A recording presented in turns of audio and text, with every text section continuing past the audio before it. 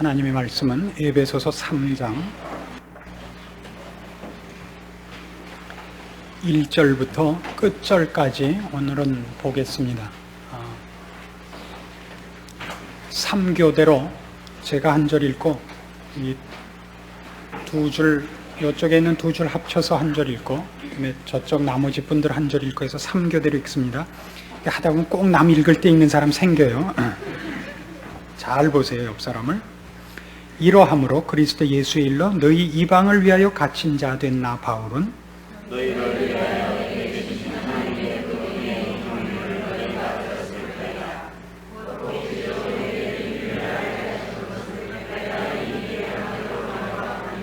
이것을 읽으면 그리스도의 비밀을 내가 깨달은 것을 너희가 알 수 있으리라.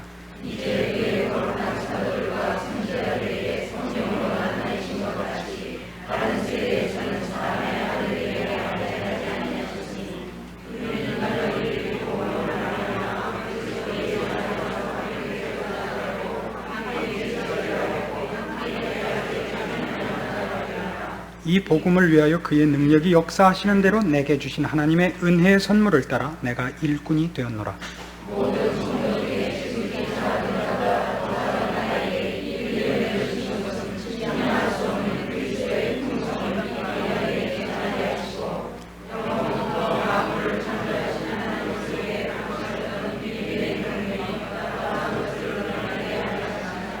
이는 이제 교회로 말미암아 하늘에서 정사와 권세들에게 하나님의 각종 지혜를 알게 하려 하심이니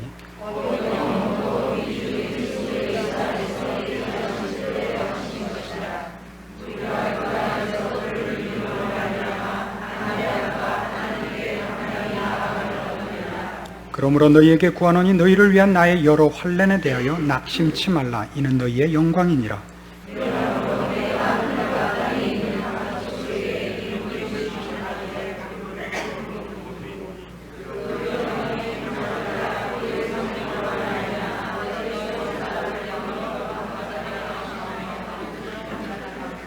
왜 이렇게 가다가 이상해졌어요? 17절이에요. 믿음으로 말미암아 그리스도께서 너희 마음에 계시게 하옵시고 너희가 사랑 가운데서 뿌리가 박히고 터가 굳어져서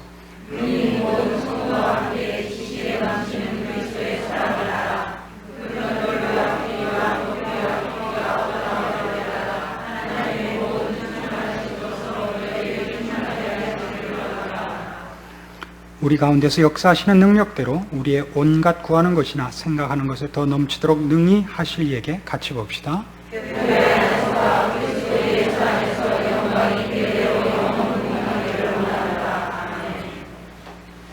읽은 구절 중에서 기억나는 거 아멘밖에 없죠. 그럴까봐 이렇게 교대로 읽었는데 중간에 가서 탈선해버렸어요. 그러니 뭐 망했지요. 이렇게 같이 읽기로 한 의도가. 우리가 보통 성경을 읽으면서 가장 놀라는 것은 그것이 주간지를 볼 때나 소설을 볼 때와 달리 꼭 읽은 것이 기억이 안 난다는 이 불행한 현실입니다. 왜 그럴까요? 가장 큰 이유가 뭐죠? 가장 큰 이유가 뭡니까? 성경을 읽으면 읽은 것이 기억이 안 나는 가장 큰 이유가 뭡니까? 이게 원래 우리 전문 내용이 아니기 때문입니다. 지금 이 에베소 3장은 상당히 재미있는 장이 됩니다. 에베소 3장에서는 원래 중심이 되는 것이 14절 이하의 말씀입니다. 보세요. 이러함으로 내가 하늘과 땅에 있는 각 족속의 이름을 주신 아버지 앞에 무릎을 꿇고 비노니 그 영광의 풍성을 따라 그의 성령으로 말미암아 너희 속 사람을 능력으로 강건하게 하옵시며 믿음으로 말미암아 그리스도께서 너희 마음에 계시게 하옵시고 너희가 사랑 가운데서 뿌리가 박히고 터가 굳어져서 능히 모든 성도와 함께 지식이 넘치는 그리스도의 사랑을 알아 그 넓이와 깊이와 높이와 길이와 높이와 깊이가 어떠함을 깨달아 하나님의 모든 충만하신 것을 너희에게 충만하게 하시기를 구하노라. 여기 있는 얘기는 쉽게 얘기해서 에베소 교인들이 지금 갖고 있는 것에서 보다 깊은, 보다 높은, 보다 넓은 경지로 더 이상의 진전을 요구하고 있지 않습니까? 쉽게 얘기하면 아직도 너희는 어리고 아직도 모자라고 아직도 너희가 몇 개 모르고 있다는 뜻입니다. 우리가 성경을 읽으면서 가장 놀라야 하는 것은 우리는 교회엔 익숙하지만 기독교 진리에 익숙하다는 얘기를 할 수 있는 사람은 몇 안 된다는 사실입니다. 여러분이 책을 읽어서 척 머리에 들어오는 것과 책을 읽어서 척 머리에 들어오지 않는 가장 큰 이유는, 척 들어오는 것은 여러분이 잘 알고 있는 내용에 대해서는 한 번만 설깃 봐도 들어오지만, 그렇지 않은 것은 아무리 봐도 모릅니다. 그렇지 않습니까? 여러분은 보통 어떤 데에 전문적인 지식을 갖고 있습니까?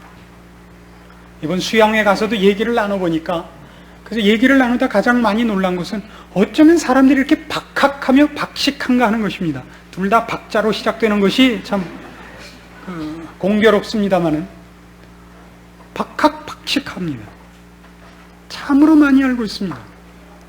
누구는 골프에 대해서, 누구는 테니스에 대해서, 누구는 화초 기르는 데 대해서, 누구는 수석에 대해서, 누구는 땅에 대해서, 누구는 건축에 대해서 너무나 박학하시며 박식하십니다. 그러나 우리는 성경의 진리에 대해서만은 거의 예외 없이 문외한입니다.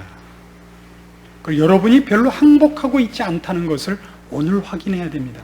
꽤 알고 있다고 보통 생각하는데 아닙니다. 여러분이 꽤 알고 있다고 생각하는 것은 여러분이 다니는 교회에 찾아가는 길과 그 교회에 책임 맡은 어떤 사람들과 익숙하지, 그 교회와 익숙하지, 기독교의 내용과 익숙하지 않습니다. 뭘로 그러냐고요?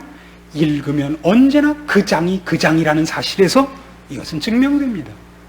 여러분이 요즘 혹시 매일 성경을 하신다면 아침에 읽는 예레미야와 지금 읽은 에베소서 도대체 읽으면서 차이가 납니까? 어차피 마찬가지 아닙니까? 뭘 읽으나 어떻습니까? 솔직히 우리 수준입니다. 물론 저야 다릅니다. 그건 뭐 여지없이 다릅니다만은 우리는 사실은 이 부분에 있어서는 문외한입니다. 오늘날은 얼마나 전문가 시대입니까? 그리고 우리가 얼마나 많은 데 있어서 전문가 뺨치게 알고 있습니까? 예를 들면 야구에 대해서만도 우리는 너무나 많이 합니다. 그렇죠? 스크류볼이 어떤 건지 아십니까? 스크류볼 저는 모릅니다. 그거 알 시간 있으면 한 번 더 아시겠지요? 한 번 더 성경 끼고 영화관 가죠. 우리는 훨씬 많은 것을 알고 있습니다. 축구에 대해서 얼마나 많이 아는지 모릅니다. 만일 화성하고 축구 시합을 한다 그러면 지구 대표 베스트 11을 어떻게 뽑겠습니까? 그럼 쫙 나오죠. 그렇죠? 골키퍼에 누구, 어디에 누구, 어디에 누구. 그렇게 주워 섬기지만 예수님의 12제자 이름이 뭐죠? 그랬더니 톰 소야가 뭐라 그랬죠? 예수님의 12제자 중에서 2명만 대봐 그러니까 머뭇머뭇하니까 괜찮아 대봐니까 다윗과 골리앗. 톰 소야의 모험을 읽어서도 그 장면은 또 기억도 안 나죠. 성경 인물만 나오면 모르겠죠. 톰도 토마스입니다. 도마. 우리는 사실은 정말 얄팍한 지식밖에 없습니다. 이것을 에베소서 3장을 하는 동안에 깨셔야 됩니다. 우리는 이미 에베소서를 2장까지 했습니다. 에베소서 6장까지 가는데 제 생각에 아마 3년 가까이 걸리리라고 생각합니다. 그동안에 여러분이 성큼 커기를 바랍니다. 그때 안 커 있으면 그런 그리스 신화에 나오는 그 악당이 있죠. 잡아다가 침대에 눕혀서 침대보다 짧으면 느리고 침대보다 길면 자르고, 저는 짧은 쪽만 느리는 사람을 하려고 합니다. 늘어나셔야 됩니다. 그래서 그때쯤이면 어느 틈엔가 여러분이 성경을 읽을 때마다 이것이 다르다는 것을 아는 경지에 이르리라고 생각합니다. 그런 것을 이해해 나가는 첫 번째 문제로서 오늘 제시하고 있는 1절 말씀은 이겁니다. 이러함으로 그리스도 예수의 일로 너희 이방을 위하여 갇힌 자 된 나 바울은, 이렇게 시작한다는 사실입니다. 우리가 이해해야 되는 하나님의 하나님 되심, 복음의 복음 되는 것, 기독교 진리의 진리 되는 내용들 중에서 이해하고 또 그것을 이해해야 오늘 우리의 실생활에서 풀리는 문제 중에 하나가 뭐냐? 감옥에 갇히는 일도 그리스도 예수의 일로 갇힌다는 이 평범하고도 그러나 몹시 중요한 선언입니다. 신자들에게 있어서 일어나는 환난과 고통은 결단코 무의미하지 않다는 사실과 그리고 환난과 고통이 예수 그리스도의 일로 모든 신자에게 요구되고 있다는 사실입니다. 성경은 언제나 이 약속을 하고 있습니다. 마태복음 5장 보시면 마태복음 5장을 우리가 잘 아는 산상팔복으로 시작해서 끝을 이렇게 냅니다.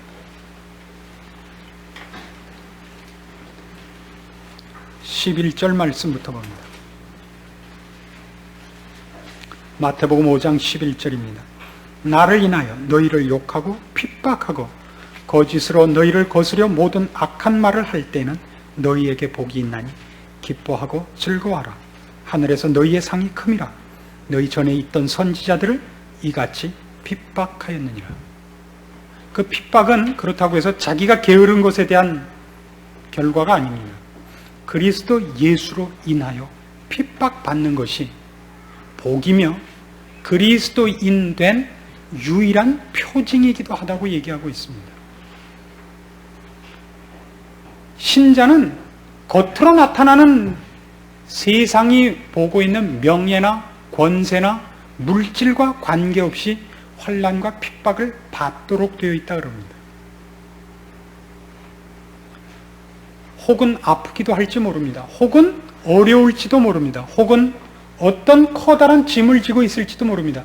그런 정도뿐이 아니라 보이지 않는 핍박과 시련과 환난과 고통이 있습니다. 이 세상에서 가장 그런 고통을 많이 받는 사람이 누구냐 그러면 저는 일반적으로 얘기할 때는 목사들이라고 생각을 합니다.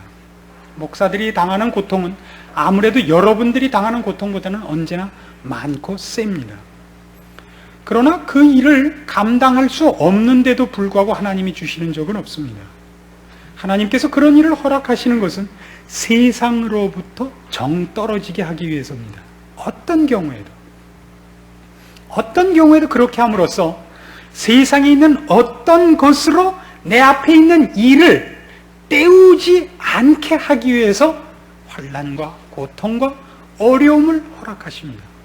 그러나 오늘 있는 얘기는 그쪽 환난 고통에 관한 얘기가 아닙니다. 한 걸음 더 나간 전혀 다른 차원에서 사도 바울은 이 문제를 다루고 있습니다. 사도 바울은 이렇게 얘기하고 있습니다. 그리스도 예수의 일로 너희 이방을 위하여 갇혔다 그럽니다. 그리스도의 일로 당했다 그러면 말하자면 예수를 증거하는 것을 세상이 싫어해서 말하자면 부정적으로 소극적으로 세상이 그 일 말하자면 생명을 전하고 복음을 전하는 데 대하여 세상이 싫어해서 그를 치고 그를 가뒀다라고 그렇게는 우리가 많이 알고 있습니다만 지금 얘기는 이방을 위하여 갇혔다 그럽니다. 적극적인 뜻이 있다 그래요. 환난과 고통 속에 적극적인 뜻이 있다는 것은 우리가 쉽게 생각할 수 없는 부분 아닙니까? 이런 것들이 우리가 어쩌면 그토록 오랜 동안 신앙생활을 했다고 하면서도 늘 깨닫지 못한 하나님이 오늘 이 시대를 향하여 갖고 계시는 방법이요 내용인 것들 중에 하나일지 모릅니다. 이 문제는 빌립보서에 가면 그 힌트가 나옵니다. 빌립보서 1장 보시면 이렇게 되어 있습니다.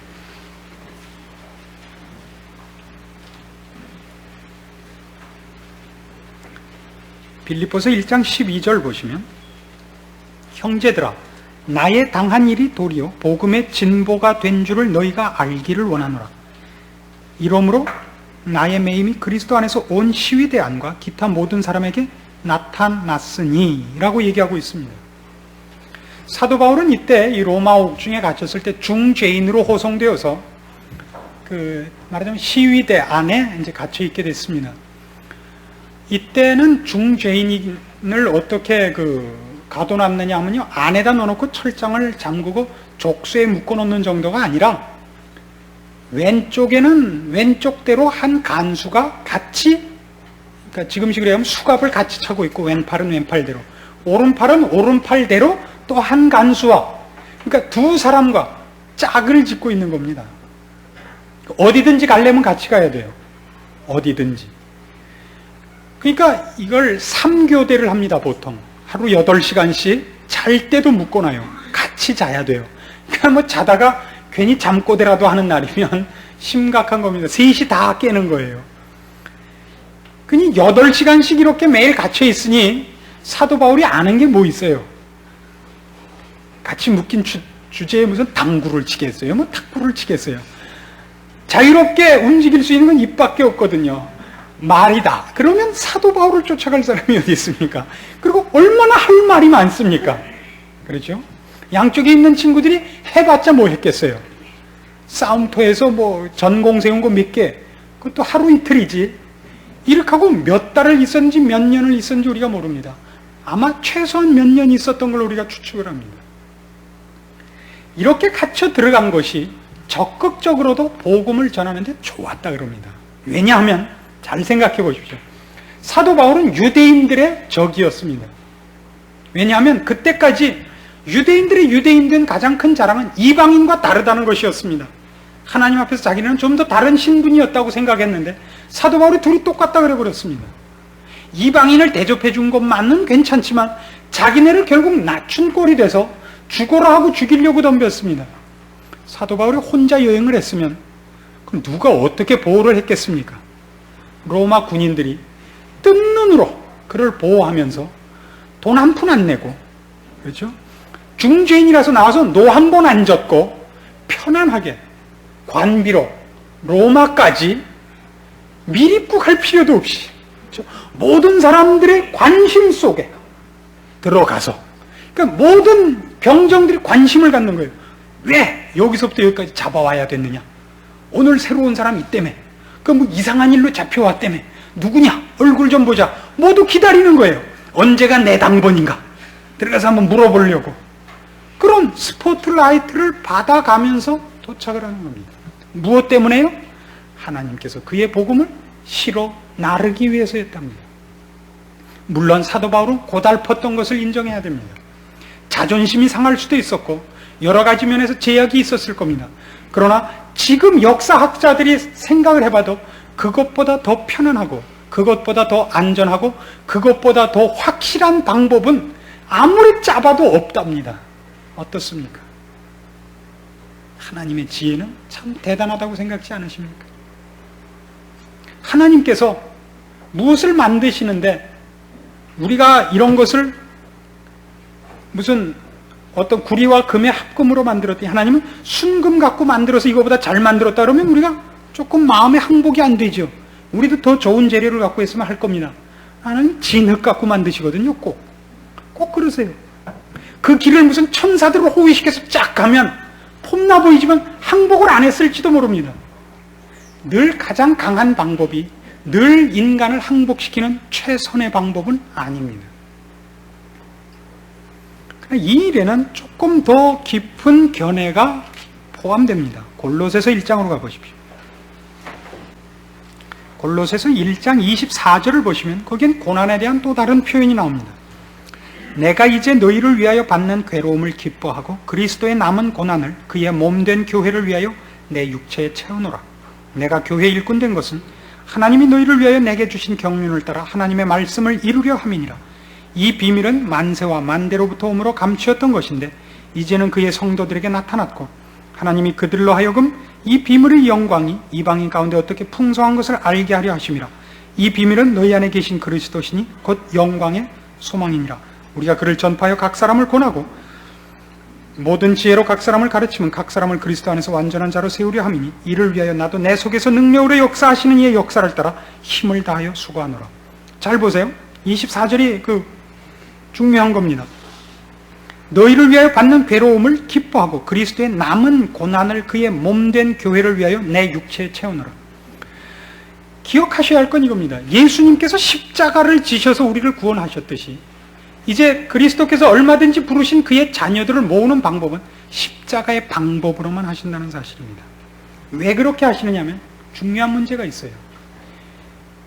우리 쪽에서 볼 때 인간적인 상식선에서 생각할 때 이 사람이 거짓말을 하느냐 진짜 말을 하느냐 하는 것을 가장 확인하기 좋은 방법은 그가 목숨을 거느냐 안 거느냐를 보면 가장 확실하지 않습니까?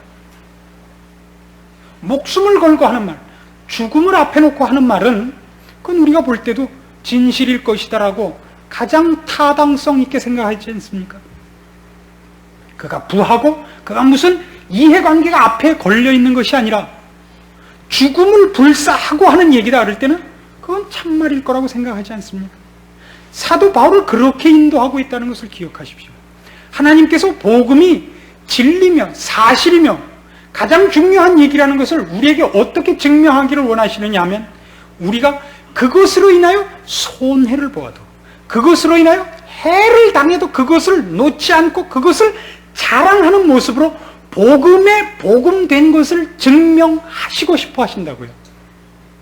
이걸 잡았더니 배불렀다 하는 것 갖고는 아직은 최고의 간증이 아니다 이겁니다. 생각해 보십시오.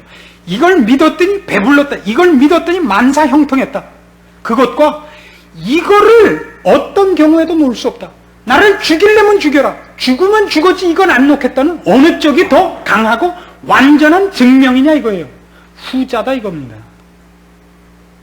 오늘날 기독교는 점점 전자로 옮아가고 있습니다. 그래서 이제는 순전히 이렇게 돼 있어요. 이걸 안 주시면 안 믿을 겁니다. 주면 믿어드리고. 그래서 지금 어디가 골자가 되어버렸는가 보세요. 축복이 훨씬 중요한 게 됐죠. 믿어드릴 테니까 내놓으십시오 먼저. 아니면 싫습니다. 이거하고 다르잖아요. 목숨을 뺏겨도 좋고 바보가 돼도 좋고 모든 사람 앞에 만물의 찍기같이 되고 모든 사람의 구경거리가 돼도 이것만은 놓을 수 없다. 비장하게 그러는 것도 아니죠. 죽이려면 죽여라. 아버지여 저들을 사하여 주옵소서. 자기들이 하는 일을 알지 못합니다. 오 주여 천사같이 되어서 이렇게 보면서 저 불쌍한 무리를, 이거 안 해요. 어느 쪽이 세다고 생각해요? 어느 쪽이 더 강한 표현이냐 말이죠. 여러분 절대 고통당하고 환난을 당하고 어려운 일을 당하는 것이 하나님께서 나는 저 사람만 못해서 이렇게 천국은 데려가 주지만 이렇게 걷어차면서 쫓아려면 쫓아고 말렘 마 그래갖고 억지로 골든텍스 붙잡고 끌려서라도 이를 악물고 바지가 찢어지지 않는 한 천국 가겠지, 이렇게 취급받고 있다는 생각에서 벗어나십시오. 오늘날은 묘하게 그런 기분이 있는 시대가 되어버렸습니다. 축복을 얻고 승승장구하는 사람들은 하나님께서 가려 뽑은 어떤 사람들이고, 그렇지 않고 이 빌빌거리고 뭐 허리 아프고 꼭 허리만은 아닙니다만 뭐 마르고 이러면 이건 아닐 것이다. 아니요. 그런 자라나기를 마른 땅에서 자란 순 같아서 고운 모양도 없고 풍채도 없은지 눈도 작고 제 성경이 그렇게 되어 있습니다만 이해하시겠어요? 아닙니다 여러분. 전혀 다른 것입니다. 이것이 하나님의 참으로 엄청난 비밀들입니다. 그래서 우리가 환난을 당하고 어려움을 당할 때 자기의 신앙 분명히 확인할 필요가 있는 것입니다. 그때 어디가 흔들리는가를 보십시오. 어려워지거든. 어려워질 때 어려워진 걸로 이것까지 흔들리면 그 사람 문제 있는 겁니다. 점검하셔야 됩니다.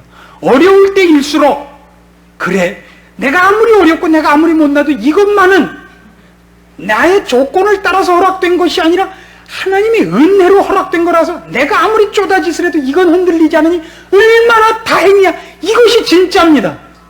아시겠어요? 말로만 제가 한두 번 속은 게 아니에요. 이걸 아멘 해놓고 딴소리 한 적이 말로만이 아니에요. 정말 오늘 저녁 가서 전화하기예요. 이것이 오늘 바로 이 에베소서 3장 초두부터 사도 바울이 알게 하고 싶은 얘기인 겁니다. 무엇이 삶에 있어서의 비밀이냐 그러면 이것이 신자의 비밀들입니다. 신자가 흔들리지 않는 가장 큰 비밀이 뭐냐 그러면 이겁니다. 이건 흔들리지 않거든요. 나의 잘남과 못남, 나의 실패와 성공, 나의 능력의 있고 없고가 문제가 되지 않습니다. 이건 안 흔들립니다. 그것과는 전혀 무관한 문제입니다. 하나님이 나를 어떻게 쓰느냐에 따라서 다른 것입니다. 나를 들어 쓰느냐 낮춰 쓰느냐가 있을 뿐입니다. 하나님께서 보통 얘기하시기는 낮춰 쓰는 쪽이 일반적인 방법이다 이겁니다. 높여 쓰시지 않습니다. 여러분 생각해 보십시오. 성경에서 높여 쓴 인물이라고 착각되는 사람들 중에 다니엘이라는 사람이 있습니다. 우린 다니엘이 높여 쓰인 사람일 거라고 생각합니다. 왜요? 다니엘이 잡혀간 바벨론에서 누구 다음 가는 권세를 가지죠? 누구 다음 가는 권세를? 왕 다음 가는 권세를 가집니다. 그러나 다니엘은 그랬기 때문에 훨씬 힘들었습니다. 눈에 뜨이는 사람이었기 때문에 그의 신앙은 정말 목숨을 걸어야 됐습니다. 다른 신앙인들이 잡혀온 사람 중에 신앙을 지킨 사람이 어떻게 다니엘 뿐이었겠습니까? 얼마든지 있었습니다. 그러나 다른 사람들은 보이지 않는 곳에 있었기 때문에 그들이 왕 앞에 고개 숙이지 않고 하나님만 섬기고 있고 신앙을 순수히 지키는 것이 눈에 보이지 않고 목숨이 걸리는 문제가 안 됐습니다. 감추면 됐으니까. 그러나 다니엘은 보였습니다. 모두가 쳐다보고 있고 정적들이 그를 걸려고 애를 쓰는 자리에 있었기 때문에 그는 사실 어떤 의미에서는 신앙을 유지하기에는 그의 성공이 훨씬 고통스러웠을 겁니다. 그리고 적국에 잡혀온 포로의 주제에 자기 원수의 나라에서 총리 대신 낸 것이 무슨 자랑입니까? 생각해 보십시오. 그러나 우리는 늘 다니엘 그러면 예수가 아니죠. 그때는 하나님을 믿어서 하나님께서 높이 쓴 사람, 성공한 사람이라는 이 생각을 버리지 못합니다. 그렇지 않다는 걸 명심하십시오. 다윗 왕이었다는 것 때문에 우리는 쉽게 다윗은 하나님 앞에 순종하고 하나님이 이쁘게 봐서 왕을 삼아줬다고 생각합니다. 다윗의 생애는 제가 그 하나님의 열심이라는 책에서도 많이 설명한 것 같이 그의 생애는 전부 시범 케이스입니다. 나중에 묵사발 만들기 위해서 성공을 준 겁니다. 골리앗을 이긴 것, 그가 그의 원수되었던 사울 왕의 남은 식구들을 선대한 것, 전부 하나도 그에게 잘한 것이 아니었다는 것이 나중에 증명이 됩니다. 정작 그가 인간이 무엇인가를 깨달은 다음부터 그가 당한 남은 생애를 보면 그는 반란당하는 일의 연속을 지내왔습니다. 자기 아들들끼리 싸워서 죽이고 아들이 자기를 치고 자기를 몰아내고 자기의 아버지의 후궁들과 같이 자서 아버지를 욕되게 하는 일을 살아생전에 겪습니다. 그가 우리나라에서는 그것보다 훨씬 작은 자기 아들들의 싸우는 꼴이 보기 싫어서 왕위를 버리고 도망갔던 이성계의 일이 있죠.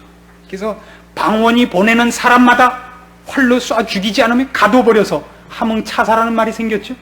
형제끼리 몇몇이 싸우는 것도 보기 싫었는데 다윗은 유난히 자손이 많았던 왕입니다. 그 자식들을 지들끼리 죽이고 반란을 일으키고 하는 일을 그의 평생에 당합니다.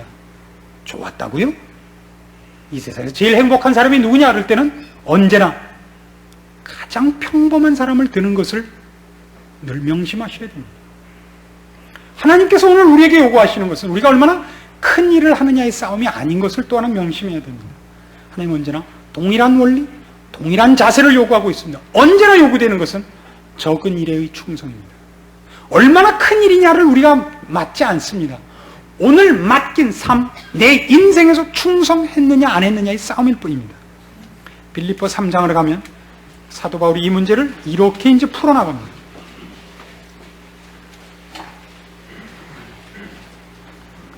빌립보서 3장 4절 말씀입니다.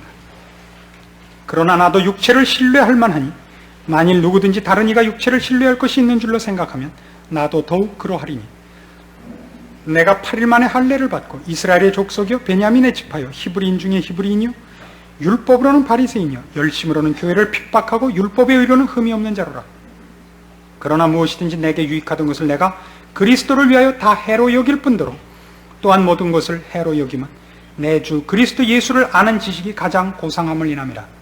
내가 그를 위하여 모든 것을 잃어버리고 배설물로 여김은 그리스도를 얻고 그 안에서 발견되려 함이니 내가 가진 의는 율법에서 난 것이 아니요 오직 그리스도를 믿음으로 말미암은 것이니 곧 믿음으로 하나님께로서 난 의라. 내가 그리스도와 그 부활의 권능과 그 고난의 참미함을 알려하여 그의 죽으심을 본받아 어찌하든지 죽은 자 가운데서 부활에 이르려 하노라. 꼭 명심하십시오. 죽은 자 가운데서만 부활은 있습니다. 부활은 죽지 않은 자에게는 없습니다. 부활 생명이란 예수 그리스도의 생명과 그의 원리 가운데서 사는 것입니다. 그렇게 살기 위해서 맨 처음 해야 되는 건 언제나 죽음으로부터의 출발입니다. 하나님께서 우리를 복된 진리의 증인으로 세우시고 그의 말씀을 우리의 생애에 담기 위해서 맨 처음 요구하는 것은 죽을 것을 요구하는 것입니다. 그럼 우리는 꼭 이렇게 얘기합니다. 주여 저는 죽기로 결심했습니다. 저는 죽었습니다. 이제 맡기십시오. 아니요. 뭐가 죽는 건지 아십니까? 여러분들이 원치 않는 일이 일어나는 거예요. 그걸 감수하라 말이죠. 왜 내 자식은 저 집 애보다 저 집하고는 절대 지고 싶지 않은데, 그리고 따져봐도 우리 부부가 남편도 좋은 학교 나오고 나도 좋은 학교 나오고, 저 집 남편은 우리 남편보다 하나 나쁜 학교 나오고 부인도 나보다 하나 나쁜 학교 나오고, 그렇죠? 저 집한테만은 지고 싶지 않은데 애들이 쳐요. 하나님, 제게 능력을 주시사 제가 하나님을 위해 목숨도 바칠 테니까 얘만은 이기게 해주십시오. 글쎄, 고개 일이니까 고개 꽂히는 거. 근데 우린 꼭 그런다고. 목숨을 바칠 테니까, 아니 금리빨이라도 뽑을 테니까 요것만은. 그래서 우린 생전에 죽었다 깨도 하나님의 일에 한 번도 못 쓰인다고요. 얘 죽기로 결심했어요. 저는 죽었습니다. 저는 시체입니다. 시체. 뭘 할까요? 아니 글쎄, 아시겠어요? 언제나 죽음은 아픈 겁니다. 그럼 고통스럽고 가장 치사하고 제일 싫은 대로 온다고요. 그걸 감수해달란 말이죠. 그게요, 정당한 데도 감수해야 되는 게 있다고요. 정당한 데도. 베드로가 가롯 유다를 만일 칼로 쳐 죽였다면 잘한 짓입니까? 잘못한 짓입니까? 예수님을 잡으러 오는 가롯 유다를 보고 베드로가 했는데, 이 천하의 XX야, 받아라 내 칼을, 이 정의의 칼을 받아라. 그건 잘못한 일이다 이겁니다. 하나님은 우리한테 그런 일을 안 맡기신다고요. 뭘 맡기죠? 모든 이에게 죽음을 요구하고 있습니다. 베드로가 예수님 앞에 간증했던 것은 언제나 이겁니다. 주여, 이 일이 주 앞에 일어날 수가 없습니다. 모든 사람이 주를 버릴지라도 저는 버리지 않겠습니다. 요한복음 끝장에 보시면 예수님께서 베드로가 말을 곧다우로 했기 때문에 꼭 요 말을 붙이십니다. 요한복음 21장 18절 보십시오. 신약성경 186페이지. 베드로에게는 꼭 이 말을 하는 겁니다. 내가 진실로 진실로 네게 이르노니 젊어서는 네가 스스로 띠띠고 원하는 곳으로 다녔거니와 늙어서는 네 팔을 벌리리니 남이 네게 띠띠우고 원치 아니하는 곳으로 데려가리라. 원치 않는 곳으로 붙잡혀가는 겁니다. 우리는 언제나. 이해하시겠어요? 베드로의 욕심은 이거였습니다. 주를 위하여 자기가 바칠 것이 있다 이거예요. 의욕도 있고 열심도 있고 진심이었습니다. 하나님께서 원하는 것은 네 계획과 네 열심을 죽여라 이겁니다. 어렵죠? 얼마 전에 제가 어떤 신학생으로부터 이런 편지를 받았습니다. 그 개인에게는 상당히 미안한 얘기지만 우리한테 너무나 그 많은 대표적인 문제여서 제가 이 예를 들기로 결심을 했습니다. 저를 존경하고 저를 좋아한다고 서두에 분명히 밝혔습니다. 여러분이나 다 마음이 같겠죠? 착각은 같은 라인이 없으니까. 그래 놓고 자기가 어떻게 선교의 뜻이 있으며 중공선교를 위하여 헌신했는가 하는 것을 간절하게 진지하게 쓴 다음에, 그러기 위해서 지금 신학 다니던 것도 포기하고 그 준비를 하고 있으며 10년 계획을 짜고 있다는 거니까 자기가 얼마나 경박하지 않고 진지하게 정말 세심한 계획을 하고 있는가를 잘 설명을 하고, 그래서 먼저 어학 공부를 위하여 미국에 가서 3년 동안 어떻게 어학 준비를 하고, 그다음에 선교 훈련을 또 어디 가서 받고, 그 다음에 드디어 홍콩을 거쳐서 중공을 들어가겠다는 열심을 피력을 했습니다. 그리고 제 밑에 와서 좀 배우기를 원한다는 끝 결론을 적었습니다. 가능하면 한번 만날 수 있기를 바라고, 정 바쁘시면 전화라도 한 통 해달라 그랬는데, 저야 뭐 전화 안 걸기로 유명한 사람이니까 가만히 있다가 드디어 그 친구가 참다 못해서 전화를 했습니다. 목사님 편지 받으셨죠? 네, 받았습니다. 말하자면 쉽게 해서 어떻게 생각하십니까 이거죠. 이렇게 괜찮은 사람이 있는데 어떻게 가만히 계십니까? 제가 이렇게 말씀을 드렸습니다. 하나님은 계획과 열심이 있는 사람을 쓰지 않습니다. 드디어 계획도 포기하고 열심도 포기해서 주여 저는 죽어 마땅합니다라고 뭉그러져서 옥돌매가 되기까지 옥상에서 떨어진 메주가 되기까지는 하나님은 절대 거들떠보지 않습니다. 당신은 너무 포부와 계획이 도를 지났습니다. 그것을 갖고 있는 한은 당신은 하나님이 쓰시지 않을지도 모릅니다. 전화라 얼굴이 보이지 않았지만 미루어 상상할 수 있을 만큼 목소리가 떨리기 시작을 했습니다. 그리고 몹시 실망과 배반감을 느끼면서 전화를 끊기에 이르렀습니다. 혹시 여러분도 그렇지 않습니까? 저는 참 이런 면에서는 잔인한 사람입니다. 외과 의사 같은 사람입니다. 칼을 들이대는 데 있어서 천천히 그을수록 환자에게 손해입니다. 분명히 걸러내야 되는 싸움들입니다. 우린 늘 그것 때문에 싸웁니다. 내가 하나님을 위하여 어떤 열심과 어떤 뜨거움을 갖고 있느냐를 꺼내놓는 것이 하나님이 요구하시는 걸 거라는 생각에서 벗어나지를 못합니다. 아닙니다. 부탁합니다. 모든 것을 배설물로 여겨주십시오.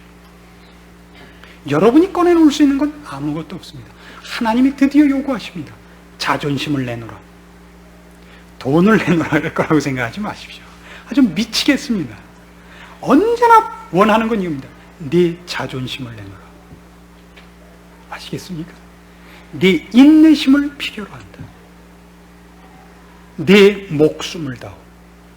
하나님은 언제나 이걸 요구하셨지 한 번도 네 돈을 내라고 하지 않습니다.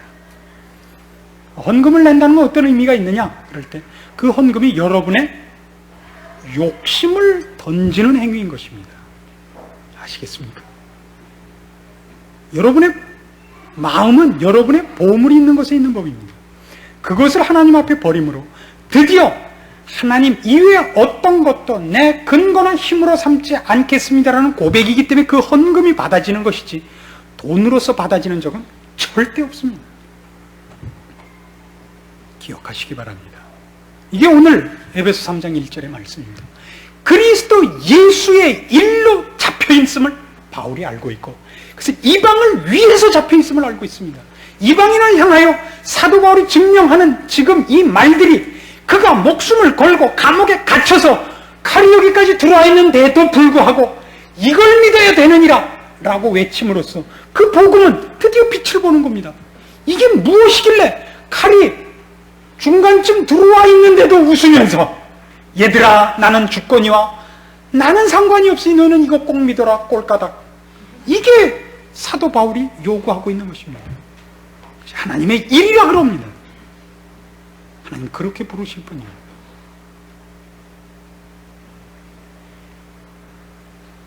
저는 지난 반년 동안 이렇게 목회를 하면서 아마 우리 남포교회에서 가장 큰 은혜를 받은 사람인 것 같습니다. 어느 분보다도 제가 가장 많이 컸다고 생각이 들고, 그러니까 컸는데도 욕골이니까 그전엔 말에 무삼하겠습니까? 그죠? 커서 요 정도 됐다 그런 뜻입니다. 참 많은 것을 깨닫게 되고 그것이 얼마나 많았느냐 하는 것 때문에 저는 제가 얼마나 부족한 사람인가 하는 데 대해서 참으로 뼈저리게 느끼게 되었습니다. 그리고 제가 굳이 결심하는 건 이겁니다. 누구에게도 거친 말이나 분노의 말이나 잘못했다는 말은 하지 않겠다 라고 생각을 합니다. 생각을 한다고요? 말을 안 한다는 게 아니라 그런 결심을 합니다. 결심을 한다고요. 사람이 어떻게 자기 말한 대로 살며 자기 결심한 대로 삽니까? 그러나 그런 결심을 한 사람과 안 한 사람은 다른 겁니다. 그렇죠? 결심을 한 사람은 그 실수를 했을 때 아이코 하는 마음이 있고, 결심을 안 하고 하는 사람은 무엇을 하고 있는지도 모르는 겁니다. 오늘 그 결심을 해 주십시오. 그 결심을 한다고 해서 여러분이 실수를 안 한다고 제가 생각하지 않는다 이겁니다. 그러나 그 결심을 하고 그것을 알고 있는 자와 모르고 하는 자는 얘기가 달라집니다. 교회가 무엇이며 신자 되는 것이 무엇이며 오늘 하나님께서 우리에게 그의 영광을 어떻게 묻으시며 어떻게 실어 날르시며 어떻게 간섭하여 그 빛을 발휘하시는가에 대해서 여러분 더 깊은 성경이 말씀하는 깨우침을 가지시기 바라는 겁니다. 우리는 어느 누구도 실패자가 없을 것입니다. 이런 안목으로 보면 아무도 실패자가 없고 아무도 무가치한 자가 없습니다. 괜히 쓸데없이 사람끼리 모여서 말씀 제껴놓고 교회라는 이름으로 모여서 쓸데없는 경쟁을 하기 때문에 잘난 사람 못난 사람이 있지. 이 말씀을 근거로 할 때 우리는 무용한 자도 무능한 자도 쓸데없는 자도 없다는 것을 발견하고 아마 참으로 깊은 감사와 보람과 기대를 누릴 수 있으리라고 생각하는 것입니다. 기도하십시다. 하나님 아버지의 은혜를 감사합니다. 우리가 하나님의 간섭하심 속으로 한 걸음 더 들어가고 하나님의 간섭은 우리의 계획과 다르다는 것을 오늘 깨닫습니다. 우리의 열심과 우리의 주장을 꺼내놓지 말고 하나님께서 오늘 우리에게 말씀하시는 것을 듣기 위하여 귀를 크게 하도록 도와주시옵소서. 오늘도 주께서 사도 바울을 감옥에 넣어서 주의 복음을 증거하신 것을 저희에게 보이셨습니다. 오늘 우리가 고통을 싫어하고 자존심 세우기를 좋아해서 그래서 사람들 앞에 세상적으로 재고 싶어서 오늘 주께서 우리에게 맡기는 일을 거부하고 있다는 생각에 눈을 뜨게 해주시옵소서. 돌이키게 하옵시고 주께서 요구하시는데 순종하도록 우리의 무릎을 꺾으사 이제부터라도 주님 기뻐하시는 일에 우리를 항복하며 그 일에 충성하여 주님 앞에 기뻐하심 있는 자들이 되도록 오늘 주의 말씀을 들은 심령들을 힘주시옵소서. 결심케 하시옵소서. 그렇게 살도록 하여 주시옵소서. 그리하여 이 땅과 이 시대에 하나님의 하나님 되심이 증거되며 우리가 그의 이름으로 사는 자로서 마땅히 누려야 할 감격들을 누리며 살게 하시옵소서. 예수님의 이름으로 기도합니다. 아멘.